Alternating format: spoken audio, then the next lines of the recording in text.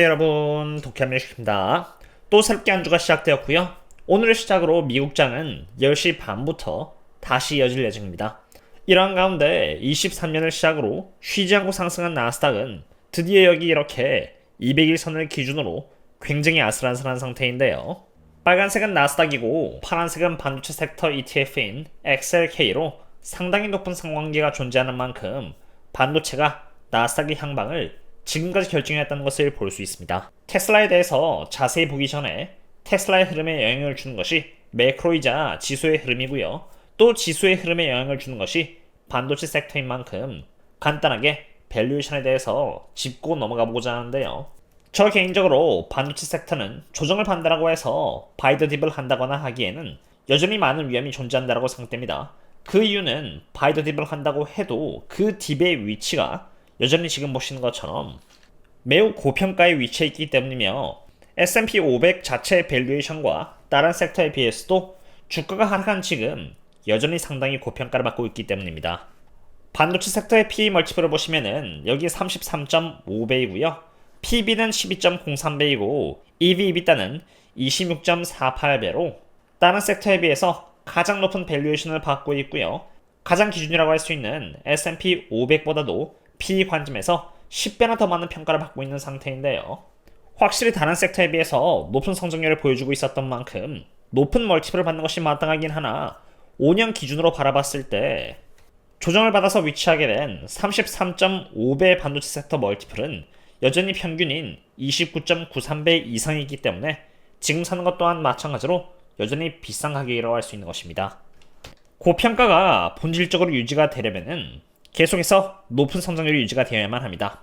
그리고 지금까지 그 성장률의 가장 큰 공신은 바로 엔비디아였는데요. 문제는 엔비디아의 성장률이 약해지고 있다는 것입니다. 이것은 제 책의 일부 내용으로 제가 이번에 미국 주식 투자 공식이라는 책을 썼고요. 실적과 밸류에이션, 펀더멘탈 등 여러가지 주가 흐름을 이해하실 수 있도록 방법론을 중점적으로 집필을 하였는데 엔비디아의 매트릭, 어닝, 그리고 가이던스 부분은 이번에 제가 출간한 책에서도 나오는 내용으로 실적에서 어닝과 매트릭 그리고 가이던스를 이번에 빗했지만 그럼에도 왜 주가는 계속 하락한지에 대해서 자세히 적어놨는데요. 이것이 바로 23년 3분기부터 가장 최근까지의 엔비디아 실적 현황으로 하늘색이 바로 컨센서스이고 노란색이 실적이며 파란색이 매트릭 가이던스인데 지금까지 잘 보시면은 그래도 대략 1.5에서 2빌리언 달러에 가깝게 컨센을 돌파해 왔는데 이번 실적은 39.3빌리언 달러를 기록함으로써 1.1빌리언 달러로 지금까지 가장 낮은 간격으로 컨센을 돌파했다는 것입니다. 물론 꼭 나쁜 부분만 있는 것은 아닙니다. 이번에 엔비디아는 매출의 가이던스로 43빌리언 달러라는 매우 큰 수치를 제시했는데 여기 가이던스에 따라서 컨센이 결정이 되고요. 이 컨센을 얼마나 빗하느냐가 중요한 것인데 문제는 엔비디아의 실제 매출액 수치가 컨센서스를 돌파하는 서프라이즈의 폭이 보시면 이렇게 점점 약해지고 있음을 볼 수 있습니다. AI가 대박이 터지면서 컨센을 한때 22%어치나 돌파해버리는 강력한 실적을 보여줬던 23년 3분기 실적과는 달리 너무 오랜 기간 동안 엔비디아가 우상향함에 따라서 컨센을 돌파하는 서프라이즈의 수치가 22%에서 2.84%까지 약해졌고요. 이것은 머지않아 컨센 대비해서 언젠가는 아래로 내려갈 수 있다는 것을 보여주는 일종의 신호가 되기 시작한 것입니다. 쉽게 말해서 다음 분기에는 2.84%보다 더 낮은 1% 또는 0% 혹은 그 아래가 될 수 있다는 것이죠. 지금까지 시장은 엔비디아가 어닝, 매출액 그리고 가이던스에 당연히 컨센을 돌파해준다고 믿었지만 점점 컨센을 돌파하는 폭이 이렇게 약해지고 있다는 것을 깨달은 나머지 리스크 관리를 하려고 하는 투자자들은 먼저 준비를 하고 있다고 보시면 되는 것입니다. 나스닥의 흐름은 엔비디아에 따라 결정된다고 해도 과언이 아닙니다. 엔비디아가 하락함에 따라서 나스닥 또한 하방력을 받고 있는데요. 단기적으로 하락을 하면서 RSI가 30 근처까지 온 만큼 반등은 가능하겠지만 그 다음 실적 때까지 승부를 기회를 줄지 말지의 여부가 불확실하고요. 다음 실적 때 승부를 기회를 준다고 하더라도 아까 엔비디아에서 제시한 43빌리언 달러라는 매출의 가이던스가 워낙 높은 수치이기 때문에 과연 그 가이던스를 돌파하냐부터 어느 정도의 폭으로 돌파해주냐 이런 부분들이 관건이기 때문에 일단 상황은 보수적으로 봐야 한다고 봅니다.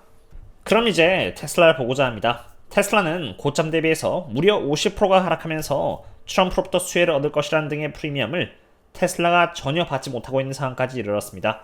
왜냐면은 여기 갭이 바로 트럼프가 당선되면서 잡힌 갭인데 이 갭을 채우면서 다 내려왔기 때문입니다. 일론 머스크가 트럼프가 당선되는데 일조를 했지만 정작 주가는 그 혜택을 전혀 받지 못하고 있는 셈이며 저평가까지 내려온 것입니다. 그럼 어떠한 이유에서 테슬라가 저평가 영역까지 내려왔는지를 보고자 하는데요. 이 자료는 전 세계 테슬라 모델 Y의 출고량과 테슬라 주가와의 상관관계로 앞으로 제가 저희 멤버십 분들 상으로 주기적으로 매번 업데이트를 드리고자 하는 지표 중 하나입니다. 빨간색은 테슬라의 모델 Y의 출고량으로 모델 Y가 주니퍼로 바뀔 준비를 하면서 출고가 되지 않으면서 지금까지 아무 문제 없이 잘 가고 있었던 이러한 출고량이 뚝 떨어진 것인데요. 이제 준비가 다 되었고 출고 예약을 받음에 따라서 출고량이 하락을 멈추고 다시 상승을 하기 시작했음을 볼 수 있습니다. 지금까지 테슬라에 잡힌 기사들을 보시면은 유럽에서 출고량이 지난해 대비 큰 폭으로 하락했고 독일에서는 지난해 동분기 대비해서 무려 76%나 떨어졌으며 중국에서는 지난해 2월 대비해서 50%나 하락했다는 등 테슬라 기업에 문제가 생겼다는 기사들이 정말 많이 나오고 있는데요. 만약 특정 나라를 상으로만 출고량이 빠졌다라면은 정치적인 부분에 의해서 영향을 받았을 것이라고 생각할 수 있겠는데 모든 나라를 상으로 공통적으로 출고량이 하락했다는 것은 모델 Y가 주니퍼로 바뀌면서 단기적으로 생산량에 차질이 생겼다는 의미에 더 가깝지 펀더멘털한 문제가 생긴 것은 아닌 만큼 다시 회복하는 흐름을 보일 것이라는 것이 제 생각이고요. 가파른 회복을 보여준다면 주가 또한 결국 따라올 것이라는 것이 제 생각입니다. 전 세계 모델 Y의 출고 데이터 또한 제가 매일 볼 계획이니 만약 큰 폭으로 회복하는 것이 업데이트가 된다면 하루에 2번씩 업데이트 드리는 신사학개비 텔레그램 혹은 여기 네이버 프리미엄 컨텐츠를 통해서 가장 먼저 말씀드리도록 하겠습니다. 여기까지는 시장에서 바라보고 있는 악재가 사실 그렇게 큰 악재는 아니며 오히려 점점 회복되어 가고 있다에 대해서였다면 이제는 매크로가 어떻게 개선되냐에 따라서 달려있기도 합니다. 왜냐하면 이것은 트럼프가 2018년 3월을 시작으로 관세 인증을 하겠다라고 선포를 했을 때 테슬라 주가 흐름과 지금 현재인 2025년 테슬라의 주가 흐름과의 상관관계 때문인데요. 이번에도 트럼프가 관세 인증을 하겠다라고 하면서 테슬라의 주가 흐름은 빨간 색깔인 2018년과 매우 비슷한 흐름을 보여주고 있는 상태입니다. 즉 테슬라의 주가 하락에 있어서 외적인 매크로 요인 또한 하락에 기여하고 있는 것입니다. 이것을 보면은 테슬라의 하락이 이제 거의 다 왔고요. 반등을 해도 이상하지 않다는 것을 볼 수 있는데 과연 2018년 때와 비슷한 흐름을 보여줄지는 가봐야 하는 부분이겠습니다만 관세라는 것이 물가를 억지로 끌어올림으로써 성장률이 위축이 되게끔 하는 요소인 만큼 거시경제가 매우 중요한데 가장 중요한 지표 중 하나라고 할 수 있는 물가 지표인 CPI가 3월 12일로 눈앞에 있다는 것입니다. 이것은 미국 달러를 엔화로 나눈 차트와 나스닥과의 상관관계인데요. 여기 차트가 이렇게 올라가면은 나스닥 또한 이렇게 올라갈 수 있고요.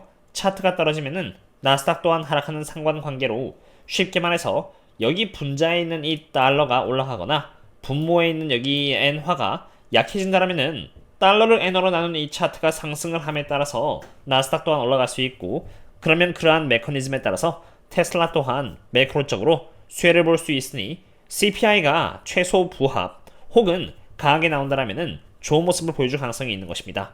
하지만 CPI가 약하게 나온다면은 분자에 있는 달러가 약해지고 달러를 엔화로 나눈 지표가 하락하면서 나스닥 또한 하방을 이어나가 테슬라에게 안 좋을 수 있는 것입니다. 지금 너무 안타깝게도 장중에 테슬라는 추가로 또 하락을 예상하고 있는 상태입니다. 정말 중요한 것은 지금 현 상태에서 세력들이 어디 쪽을 상으로 포지션을 잡아서 베팅을 해놓는가라는 것인데요. 그 부분은 제가 오늘 밤에 신사학개미 텔레그램과 여기 네이버 프리미엄 컨텐츠에다가 또 업데이트를 드리도록 하겠고요. 오늘은 여기까지 해야 되겠습니다. 사실 테슬라가 벌써 7주 연속으로 하락한 만큼 이제는 그래도 반등을 보여줬으면 하고 사실 정말 반등을 보여줘도 이상할 게 없는 상태라고 봅니다. 오늘은 여기까지가 되겠고요. 도움이 되셨다면 구독과 좋아요 해주신다면 정말 감사하겠습니다. 그럼 다음에 또 만나요. See you later.